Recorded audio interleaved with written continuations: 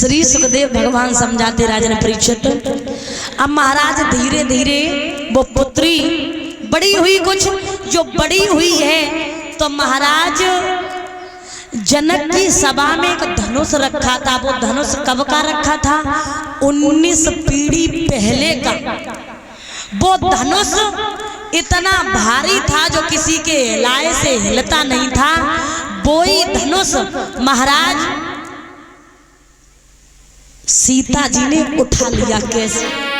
तो ध्यान रखना क्या हुआ। तो श्री जानकी दुलारी सीता ने और बचपन में कौतिक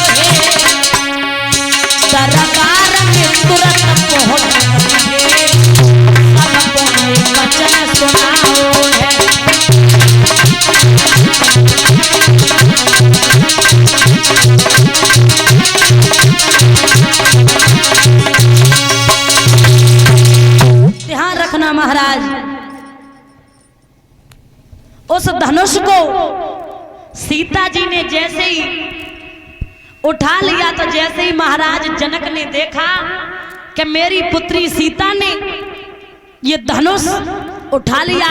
अब बता दे वो धनुष बना हुआ किसका था? महात्मा दधीच की नाक की हड्डियों का बना हुआ था। ये महात्मा दधीच कौन थे? ये महात्मा दधीच अनसुईया की बहन नंदनी के पुत्र थे, याद रखना। तो महाराज जैसे ही जनक ने देखा तो दूर विदेशों में देशों में पत्र भेज दिया। पत्र में एक ही बात लिखी है, क्या? बस जो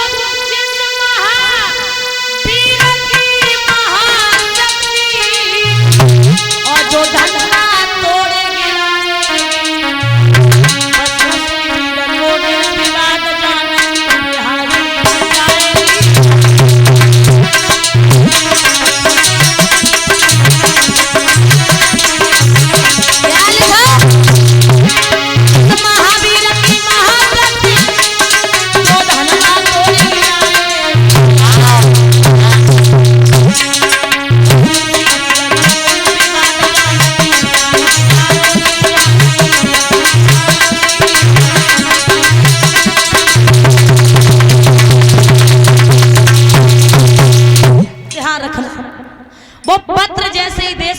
विदेशों में पहुंचा है तो उधर एक पत्र पहुंचा आजमगढ़ में विश्वामित्र के लिए। तो पत्र के अनुसार आज चले हैं और चलते जा रहे हैं। महाराज जनक की सभा में पहुंचे हैं। इधर राम और लक्ष्मण चलते हैं विश्वामित्र के साथ में। तो रास्ते में इन्होंने क्या देखा कि पत्थर की स्त्री पड़ी है। पूछा गुरुदेव ये कौन है? बोली ये गौतम ऋषि की पत्नी है। ऐसा करो बेटा इनका उद्धार करो। बोली ये पत्थर की कैसे हो गई? ये पत्थर की ऐसे हो गई कि ये बहुत सुंदर थी, ये बहुत सुंदर थी, लेकिन इनके साथ इंद्र छल करना चाहता था, कर नहीं पा रहा था। क्यों नहीं कर पाता था? क्योंकि गौतम ऋषि हर समय घर पर रहते थे।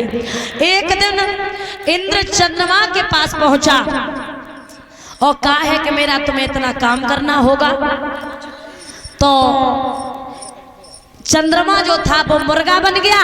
जवाब दिया तुम ऐसा करना, गौतम ऋषि सुबह 4 बजे स्नान दहन मनाते हैं, गंगा जी को जाते हैं, तो तुम ऐसा करना मुर्गा बन जाना और 4 बजे से पहले ही आवाज लगा देना और तब तक मैं पहुंच जाऊंगा, छल कर लूंगा। ऐसा